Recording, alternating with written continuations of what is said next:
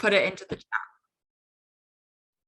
So this week's training, we're going to do it on CPR. This will be a part 1, part 2. They normally do CPR and first aid at the same time, but to keep these to the 20 minutes, 20 to 30 minutes, I'm just going to do CPR this week. And then next week we will do a refresher on first aid. Just as a caveat to this whole thing, this is not a training that will get you CPR certified. This is just a refresher for what CPR is, how to correctly do it. If you are CPR certified, that's awesome. If you aren't, we do highly encourage getting certified. But again, it's not technically required to work with UpKid. Some daycares do have it as a requirement, but it is not required as a whole. But again, very highly recommended. So getting certified, you would need to take an accredited first aid and CPR training course. Normally, they are done both at the same time. So that's pretty nice and helpful to you guys. This training needs to include a training in an automated external defibrillator or an AED. They're these little handy devices. These help to shock the patient. That's what these do. But again, you are not supposed to use these unless you're trained in it or unless a 911 operative tells you to do so. And then again, if you are not certified in CPR, you are not supposed to attempt CPR unless you have called 911 first, just so that they make sure that you're doing everything correctly, and you can't get in trouble if the parents decide to sue you for some reason. So if you're already, if you are certified, then you can go ahead and start doing it without calling 911 first. But if you are not certified, again, make sure that you're calling 911 just as a protection to you. So CPR, before you start CPR on a person, you need to check for a few things. First, you need to make sure that the environment the patient is in is safe. So making sure that there aren't anything around them that could fall onto them or anything like that. Just making sure that when they come to, they are in an environment that is safe for you to be doing CPR. The other thing that you need to do before you start CPR is check to see if the person appears to be conscious or unconscious. If they're conscious, you probably don't need to do CPR. Most likely they're breathing if they're conscious. If they're choking and they're conscious, then you would follow the choking steps, but CPR most likely would not need to be done. If they are unconscious, then you will first, before you start CPR, tap or shake them loudly, or tap and shake them and then loudly ask if they are okay.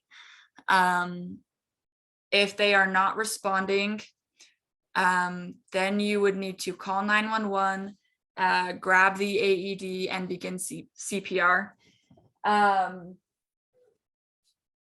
If you are by yourself when you need to perform CPR, if 911 isn't readily, like if calling 911 isn't readily available, you will begin CPR first, again, if you're certified.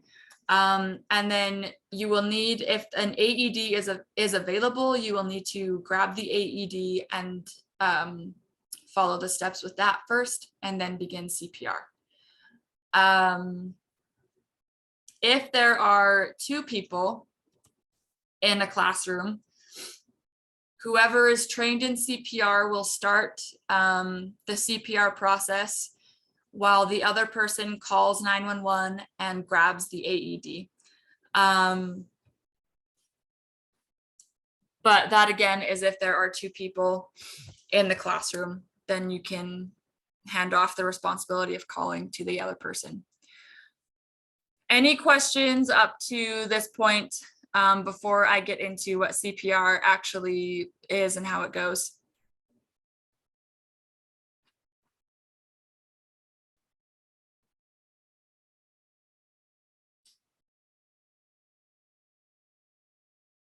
Okay.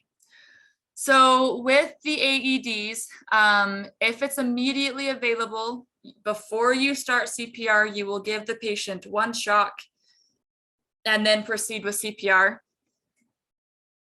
If it is not immediately available, or again, if you have two people in the classroom, you will start CPR and then give one shock when it becomes available and then proceed with CPR. Excuse me.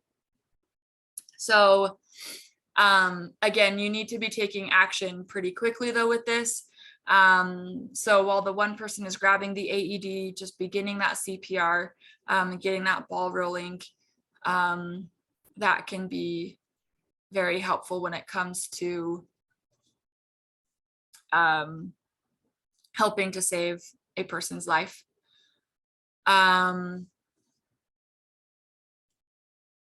So for CPR for children who are 4 weeks to 1 year old, there are different steps if a child is under the age of 4 weeks. So if you're dealing with those aged of kids, you should be certified because again, it is different. But I will do a refresher for the 4 weeks to 1 year old. And then we will do your older children. And again, if at any time you have questions, please go ahead and ask. So first thing, compressions. For a baby, again, who is in this age range of 4 weeks to 1 year old, you will place them on their back on a firm, flat surface, preferably a table. If a table is not available, though, you can perform CPR on the floor.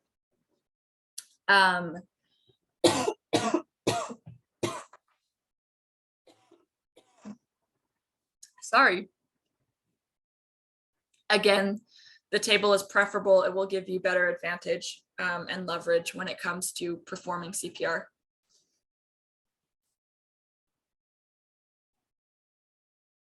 After you have placed them on this firm, flat surface, you are then going to imagine a horizontal line that will be drawn in between the baby's nipples. And then you will place 2 fingers directly below that line in the center of their chest. It should look something like that. So here again, you can see this dotted line.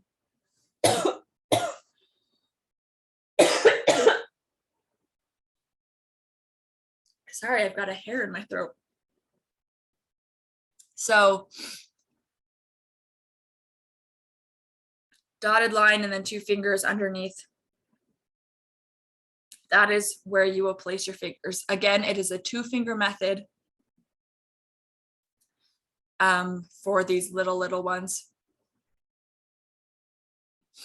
After you have positioned yourself correctly, you are going to gently compress the chest about 1.5 inches deep.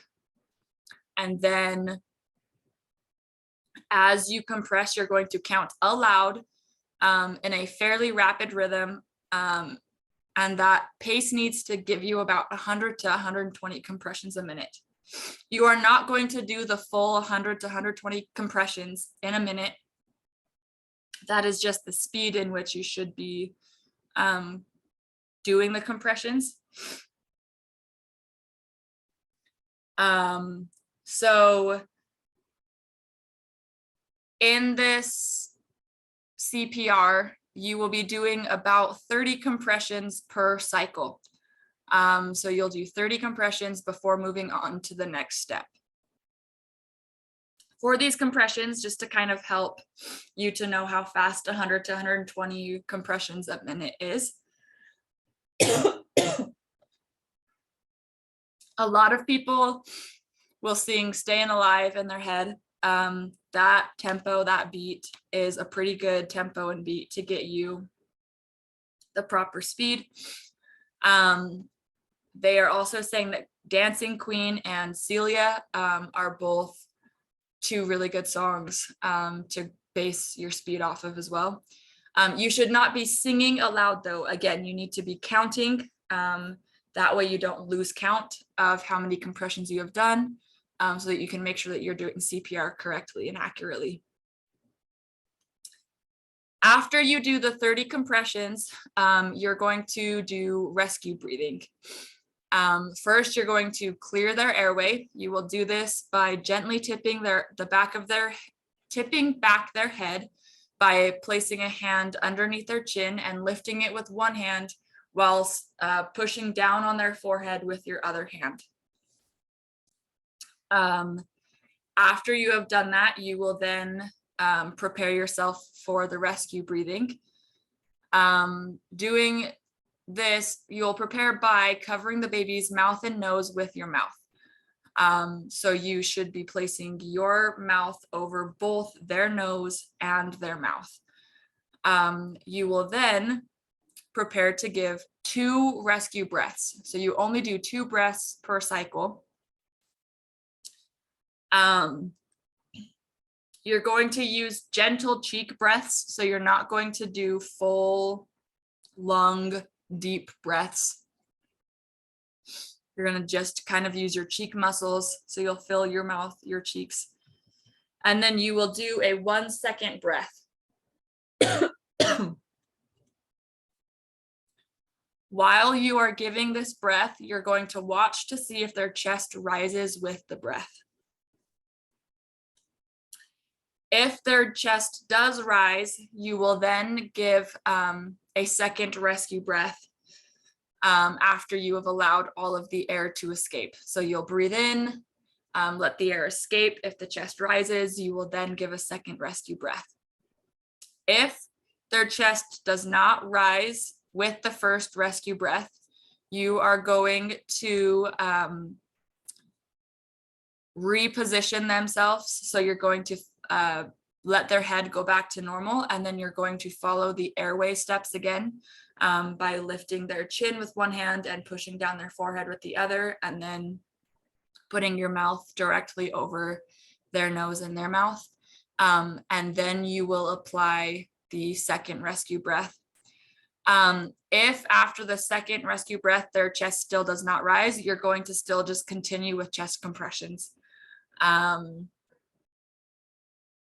So again, the compressions and then the rescue breathing, that is 1 full cycle for a child who is 4 weeks to 1 year old. So just as a reminder, you will be doing the 30 compressions and then the 2 rescue breaths, and then you will start with the 30 compressions again. Okay, so Trisha asked why we cover their nose as well as their mouth when doing a rescue breath. These kiddos are so little that in older kids, you normally will block their nose and then just give the mouth-to-mouth rescue breathing. With kids this little though, it is really hard. Their mouth is so small that it's really hard to give an accurate breath. And so it allows for the breath to go in both their nose and in their down their airway through their mouth. So it gives just a better rescue breath for the littler ones because of how small they are.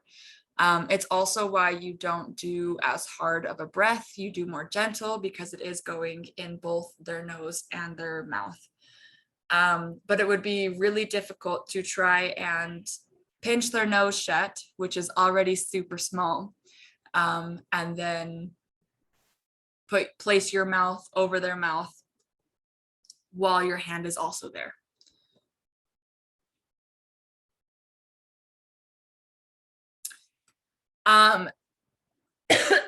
Trisha also asked, what if there's a ton of snot coming out of their nose?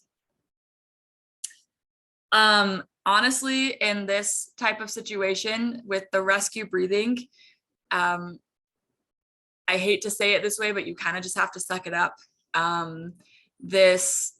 When you're performing CPR, it is a life or death situation. They are not breathing at this point in time. They have no pulse. You are trying to bring them back to life if you are applying CPR. So hopefully throughout the day, if kids' noses are runny, you are wiping their noses at the time. As you are clearing their airway, you can very quickly try to wipe it away. But the correct procedure for a rescue breath in an infant that is 4 weeks old to 1 year is to place your mouth over their nose and their mouth to give them the best breath that you can.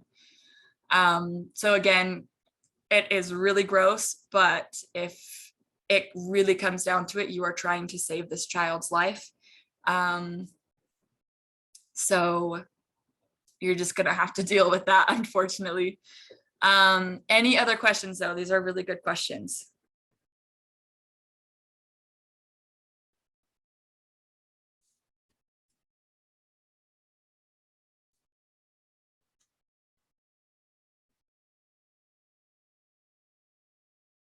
Okay. So if you are unable to call 911, if it is just you in the room and you start CPR before you've called 911, again, if you're certified to do so, you're going to perform CPR for 2 minutes before you call 911 for help. Best case scenario, again, you have a phone readily available, or another person in the classroom, or somebody just that's right outside the classroom that you can yell and call for help. But if you are unable to get a hold of anyone, you will perform CPR again for those 2 minutes, which should be about 4 cycles, depending on, well, 4 to 6 cycles, depending on how long it takes to do the rescue breathing. And then you will call 911 at that point, before you continue CPR. Before we move on to children that are 1 year old to puberty, again, any questions for our infants to 1 year olds?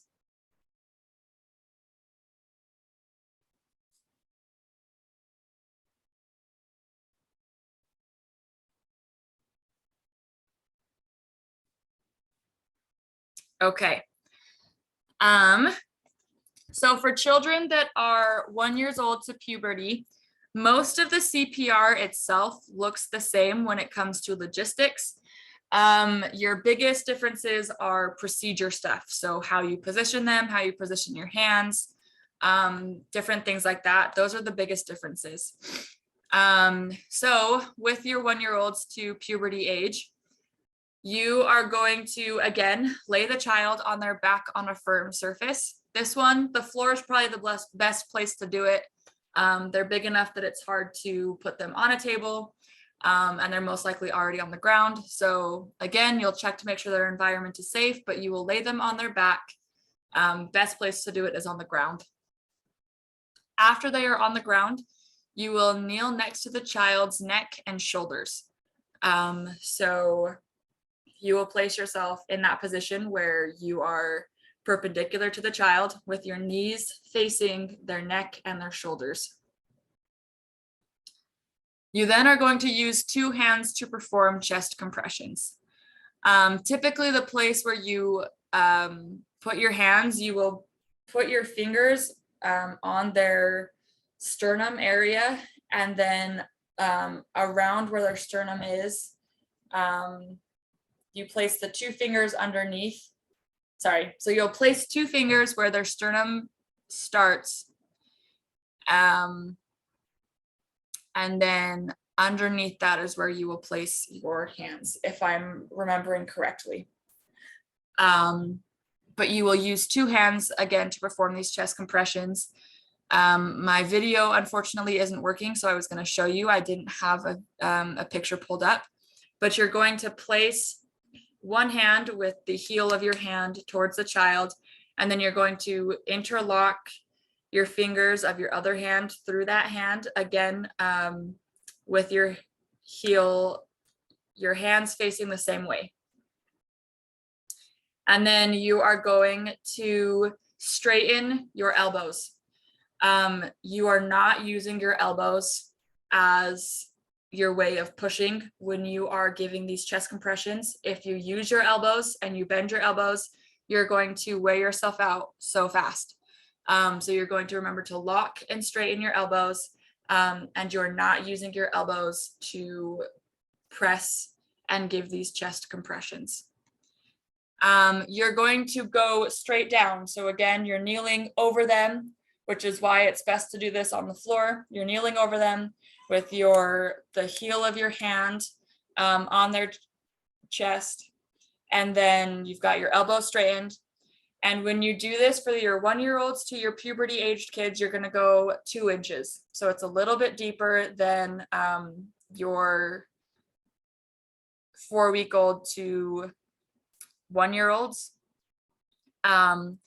If they are a bigger kid, you can go down a little bit deeper than the 2 inches. You are not supposed to go any deeper than 2.4 inches though. So about 2.5 inches is the farthest you're supposed to go when it comes to CPR. So you're going to, again, push hard at a rate of 100 to 120 compressions per minute. It's the same as your under 1-year-olds. So same songs, thinking Staying Alive, Dancing Queen, Celia, those songs. You again will be counting out loud as you give 30 compressions. So it's the same as the younger kids. You're going to give the same amount of compressions. It's going to be 30 per cycle. Before I talk about that, the best way to get these straight down compressions while also not wearing out your arms, if you're kneeling over them, you're going to really use your hips as kind of a pivoting point. So you're using a lot more of a full body motion than just your arms. Again, if you're using just your arms, you will wear yourself out. So make sure those elbows are locked and you aren't using your arms to apply the pressure to give these compressions. If you are not certified, keep compressing until the child shows signs of movement or until medical personnel arrive.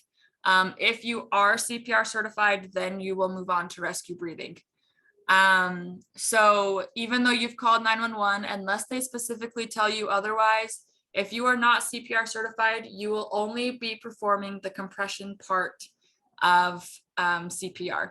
So you'll just keep giving the compressions until medical personnel arrive.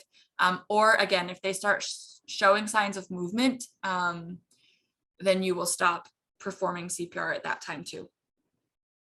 If you are certified, after you have completed the 30 chest compressions, then you will move on to opening their airway and giving rescue breaths. For older kids, it basically looks the exact same way, except for you're going to push on their forehead and then lift their chin as well to open their airway. Difference here than with other kids, when you get ready to do the rescue breathing, you're going to pinch their nostrils shut and then cover their mouth with yours. So in these older kids, in your 1-year-olds to puberty aged kids, you are not going to cover their nose and their mouth with your mouth. It will just be their mouth. But you do need to make sure that you're pinching their nostrils shut, because if you don't, the breath will just go straight out their nose and not into their airway and into their lungs.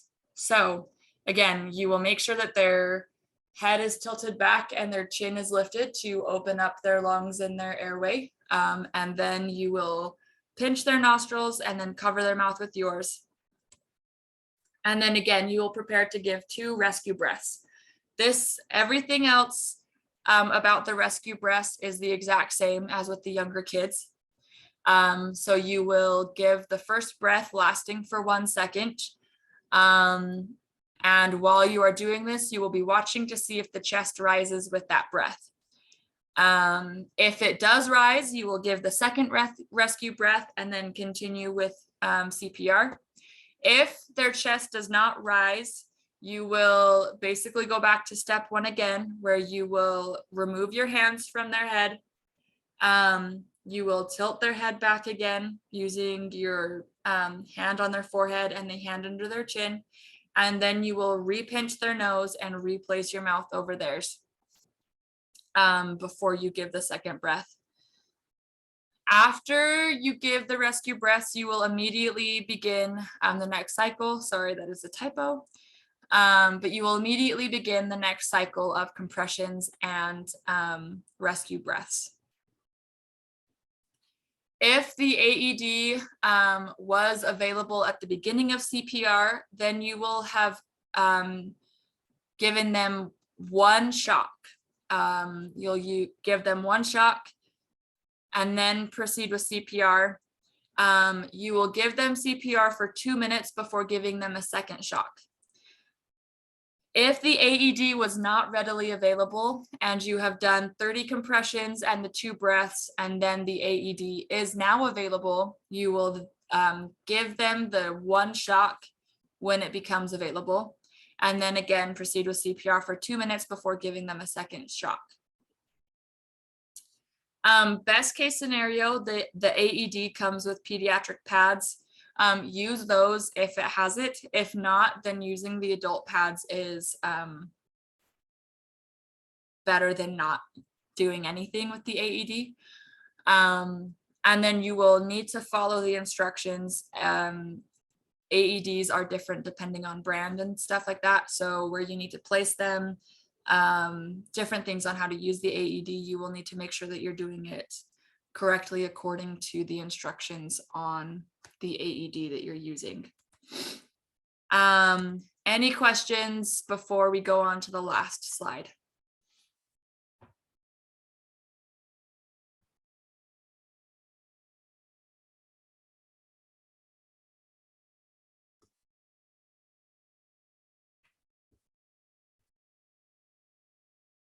Okay. So last bit of information, when to stop. You should continue CPR and rescue breathing cycles, including the AED if it's available, until medical help arrives or until the child starts to show signs of movement.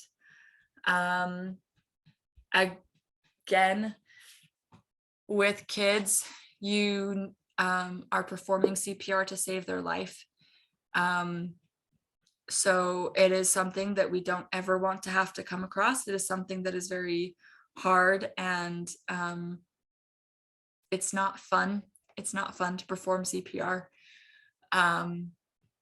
But again, our first priority is to save these children's lives.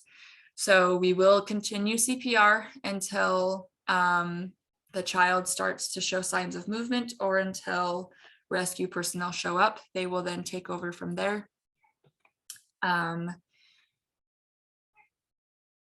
then again, just remember that if you are certified, you are able to go ahead and start CPR. If you're not certified, you should be finding somebody, if somebody is readily available who is CPR certified, or you need to be calling 911. They will have you do CPR, but they will be able to walk you through it so that you don't have to, because you're not certified, you haven't passed this training course. So it's a lot harder to remember how many compressions, how deep, the different steps when it comes to that. So 911 can walk you through it if you are not CPR certified. Even if you are CPR certified though, again, remember 911 as soon as possible. If they are not readily available, doing CPR for 2 minutes and then calling them after those 2 minutes. Any questions about this training before I stop the recording?